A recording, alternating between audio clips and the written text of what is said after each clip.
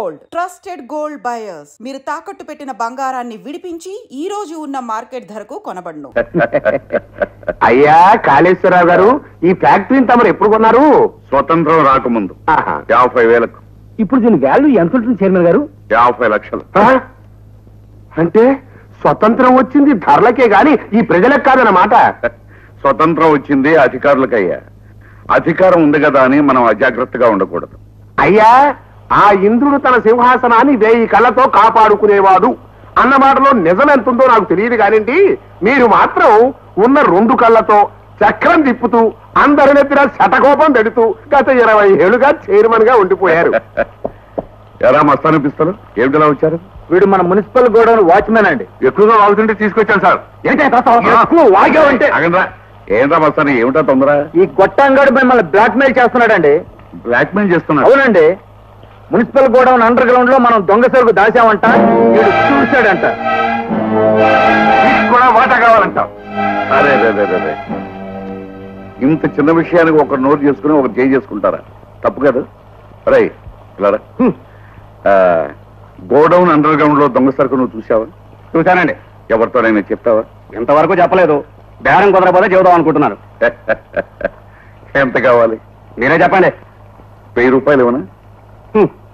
దాన్ని 100 ఇచ్చేస్తాండి. అంటే 100,000 అంటే 1,00,000 రూపాయలు.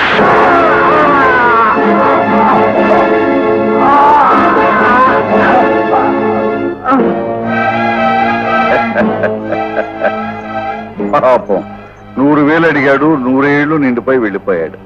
అదండి. ఈ వాచ్మెన్ గారి పీడా వదిలించుకున్నారు. సరే, రేపు మున్సిపల్ మీటింగ్ జరుగుతోందండి. అందులో ఆ ఇంజనీర్ గారు నా బిల్డింగ్ పడగొట్టే ప్రపోజల్ పెడుతున్నాడు. ఆ సమస్య ఎలా పరిష్కరిస్తారు అని. రేపు మీటింగ్ లో ఒక డ్రామా ఆడబోతున్నాం.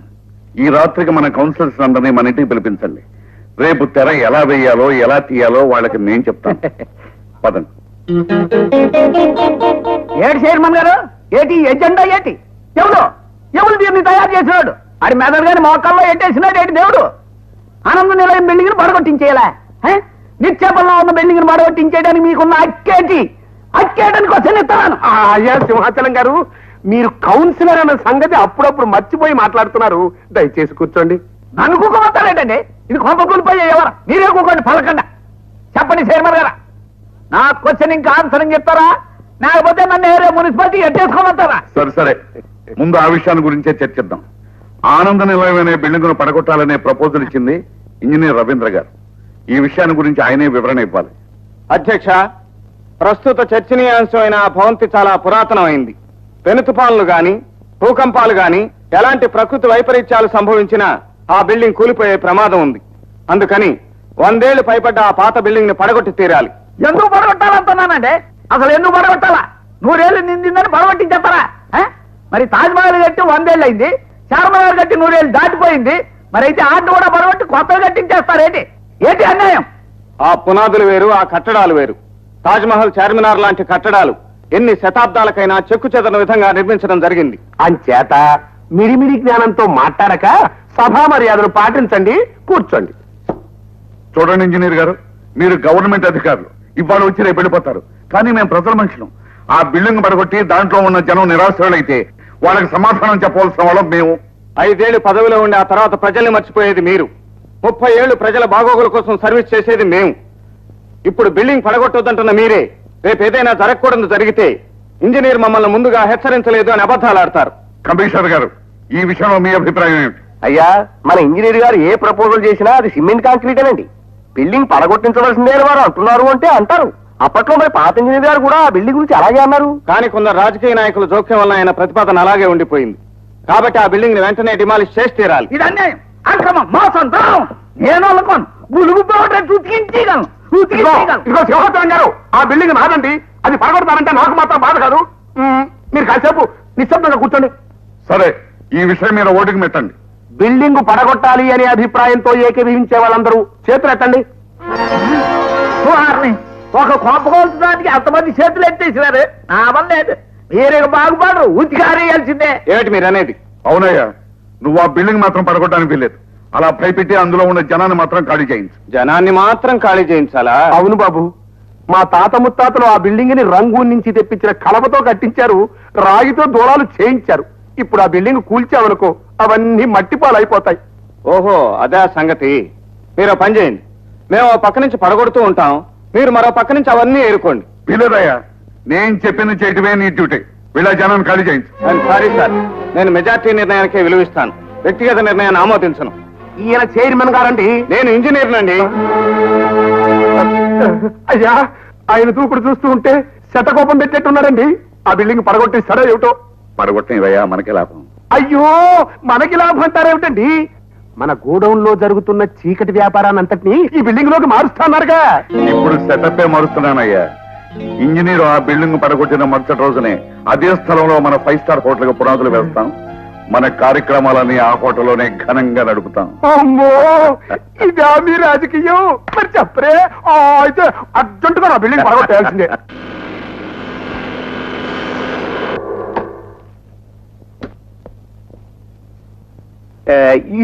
మిస్ రవీంద్ర, కొన్ని విషయాలు మనం ఆఫీస్ లో ఉండే డీల్ చేయాలి తప్ప స్పాట్ దాకా రాకూడదు.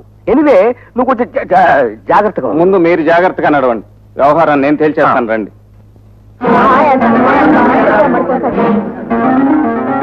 ఏం చేస్తుందో ఏమో. ఇటు చూడు, అడు చూడు. తులసిపూడి మీదకి వెళ్ళే తేనె తీగలదంటున్నా రాణి ఈగలు వెంట పెట్టుకుని పోతు తీగలన్నీ వస్తున్నాయి. కొడతాయో.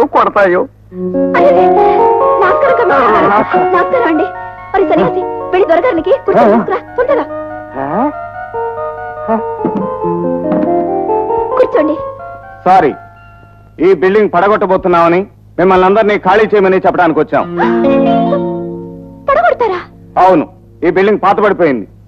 చాలా సంతోషం ఇంజనీర్ గారు. ఎటు నుంచి పడగొట్టడం మొదలు పెడతారు? ఉత్తరం నుంచా, దక్షిణం నుంచా? చూసారా సార్, అనవసరంగా మీరు వీళ్ళని అపార్థం చేసుకున్నారు. అవునండి, ఎవరైనా వచ్చి పడగొడితే బాగుంటుందని ఎంతో కాలంగా దేవుణ్ణి మొక్కుకుంటున్నాం. ఇంతకాలానికి దేవుళ్ళ మీరు వచ్చారు. కమిషన్ తీసుకొని కమిషనర్ని నేను ఫార్మాలిటీ కోసం ఇవాళ నోటీస్ పేస్ట్ చేస్తాం. మీరంతా ఖాళీ చేశాక వచ్చి డిమాలిష్ చేయటం మొదలు పెడతాం. డేవిడ్, నోటీస్ అంటించు. మరి మేము వస్తామమ్మా. నమస్కారం.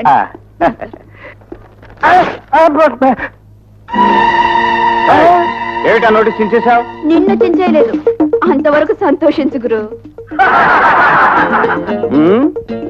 నన్ను చించుతావా? ఇది మీ ఏరియానే? నీకు నా సంగతి తెలియదు గురు. నాతో పెట్టుకుంటే సెంటర్ లో పట్టుకొని చేత కొట్టేస్తాను. చాలా నీలాంటి వాళ్ళని ఎప్పుడో సెంటర్ లోను సందుల్లోనూ పట్టుకుని కొట్టేశాను. మొగాడి వైపోయా, లేకపోతే ఈ పాటిగా. అమ్మా వద్దు, ఆడవారి చేతిలో తనులు తినే అధమయోగానికి మమ్మల్ని గురి చెయ్యొద్దు. మిస్టర్ రవీంద్ర, ఓ వాటుడు నౌ. కమిషనర్ గారు, మాట్లాడటం చేతగాని ఆడవాళ్లతో మనకెందుకు. అందరూ వినండి, 48 గంటల్లోగా ఈ బిల్డింగ్ మీకు మీరుగా ఖాళీ చేశారా? సరే, లేకపోతే బలవంతంగా ఖాళీ చేయించి బుల్రోజర్స్ తో పడగొట్టాల్సి వస్తుంది.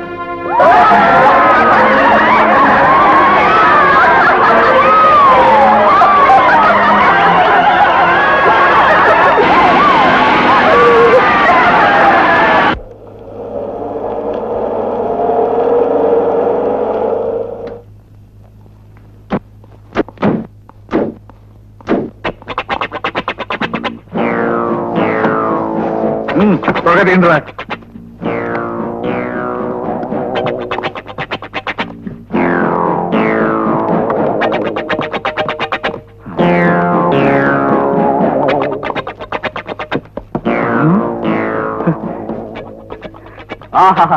కాళేశ్వరరావు గారు, పోలీస్ స్టేషన్ ప్రక్కన వ్యభిచార గృహం ఉన్నట్టు మున్సిపల్ గోడౌన్ అండర్ గ్రౌండ్ లో ఇన్ని లక్షల ఖరీదు చేసే స్మగుళ్ళు గుడ్స్ దాచారంటే మీ బుర్రకు నా జోహార్లండి. శతబాబు, వీడు చాలా ఎక్కువగా మాట్లాడుతున్నాడు. కరెక్ట్ గా డబ్బిచ్చేవాడంటావు? వేడిదేముంది సార్, వ్యాపారం నడిపేదంతా మన పార్టీ ప్రెసిడెంట్ గారయ్యే. ఆఫ్టర్ ఆల్ వీడు ఆయన ఏజెంట్ మాత్రమేగా. What mister Lal sir, party president గారు ఎలా ఉన్నారు? ఆయనకేం సార్, 3 పదవులు 6 పెళ్లాలతో హాయిగా ఉన్నారు. ఈ 10 లక్షలు అడ్వాన్స్ గా ఉంచుకుని సరుకు నాతో పంపమన్నారు. చూడు లాలు, ఎక్కడైనా బావగారు కానీ ఈ వ్యాపారంలో బావగారు అన్నామనుకోండి మనకి శటకోపం పడిపోతుంది. కావాలంటే పార్టీ ఫండ్ కు ఇంకొక ₹1,00,000 ఎక్కువ డొనేషన్ అడగమని చెప్పు. అంతేగాని ఈ చీకటి వ్యాపారం అప్పులతోనూ అడ్వాన్సులతోనూ కుదరదు. రెడీ క్యాష్ 50 లక్షలు ఇస్తేనే ఈ సరుకు పంపిస్తామని, అప్పటి వరకు ఈ సరుకు మా పాతాళ గృహంలోనే పదిలంగా ఉంటుందని పార్టీ ప్రెసిడెంట్ గారితో చెప్పు. ఓకే.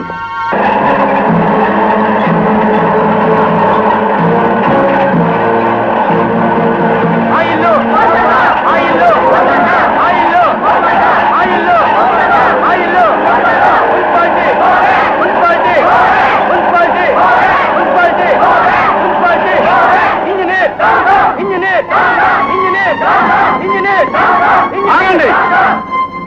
వెంటనే మర్యాదగా మీరు ఈ బిల్డింగ్ ఖాళీ చేయకపోతే పోలీసుల ఆధ్వర్యంలో బలవంతంగా మీ వస్తువులన్నీ బయటపడేయాల్సి వస్తుంది. వందే మాతరం. అలా జరగడానికి వీల్లేదు. ఈ అన్యాయాన్ని ఎదిరించడానికి గాంధీ గారు లేకపోవచ్చు, కానీ ఆయన అసలైన అనుచరుణ్ణి నేనున్నాను. కావాలంటే ఈ వాహనాన్ని నామించుకోనివ్వండి. వందే మాతరం, వందే మాతరం, వందే మాతరం, వందే మాతరం, వందే మాతరం, వందే మాతరం. ఏమిటిది? ఏమిటి అన్యాయం? తెల్లవాడు ఇంకా దేశం నుంచి పూర్తిగా పోలేదా? చూస్తానే, సామాన్లు బయటపడేయండి. లాభం లేదు సార్, లాఠీ చార్జ్ చేస్తేనే కానీ మన మాట కాదు సార్. వాళ్ళు మాటలతో వినేట్లేరు సార్. నాకు తెలుసు. ఈ మున్సిపల్ కమిషనర్ గోదావరినప్పటికీ 99 ఇళ్ళు కూర్చొని ఇది నోటి. మరేం భయ్, మీరు ధైర్యం కోసం ఇప్పుడు ఆంజనేయ గుడికి దండం పెట్టుకొస్తున్నా. నేను ట్రై చేస్తాను. ట్రై చేయండి. జై జై వీరాంజనేయ. ఏమిటి ఏమిటి కమిషనర్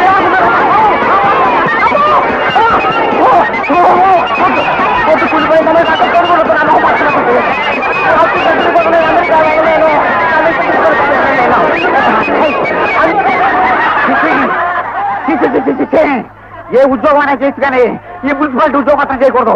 ఇంకా చూస్తానండి, 3 రోజులు పంపండి.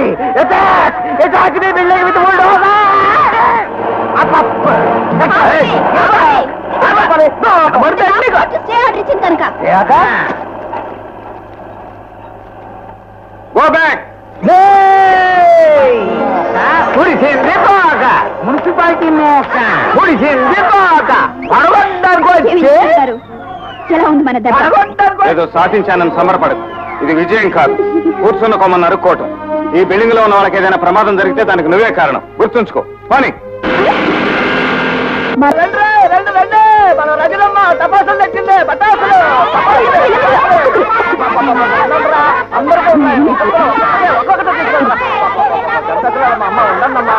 ఉన్నాయి కదా. నీకు మౌతర్గం కావాలన్నావుగా, ఇదిగో నీకోసం తీసుకొచ్చాను.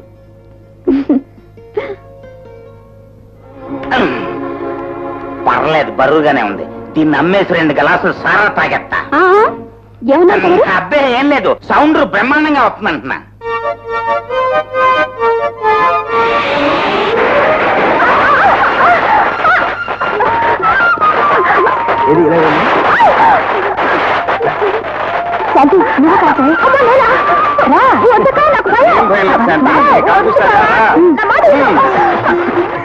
నాకు భయం బావా.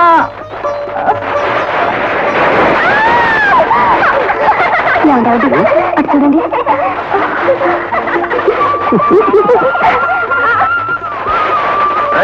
ఆ బాంబు కాల్చదరా మురళి. బాంబు మాతకి ఇంజనీర్ చెప్పినట్టు బిల్డింగ్ నిజంగానే కూలిపోతేమో.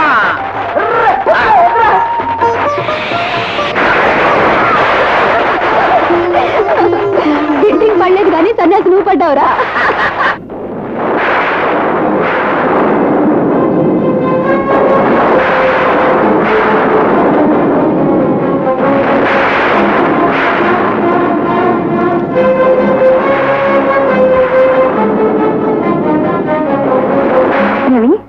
ఇంత వర్షంలో ఎక్కడికి బయలుదేరా? గాంధీనగర్ లో పాత బంగ్లా కూలిపోయే స్థితిలో ఉంది వదిన. వెంటనే వెళ్లి వాళ్ళని ఖాళీ చేయించాలి. ఇంత గాలి వల్ల నువ్వు వెళ్ళి వాళ్ళ ఖాళీ చేయమని చెప్తే వాళ్ళు వింటారా? వినరని మనం అశ్రద్ధ చేస్తే రేపు అక్కడ మిగిలేదు వాళ్ళ శవాలే. రవి,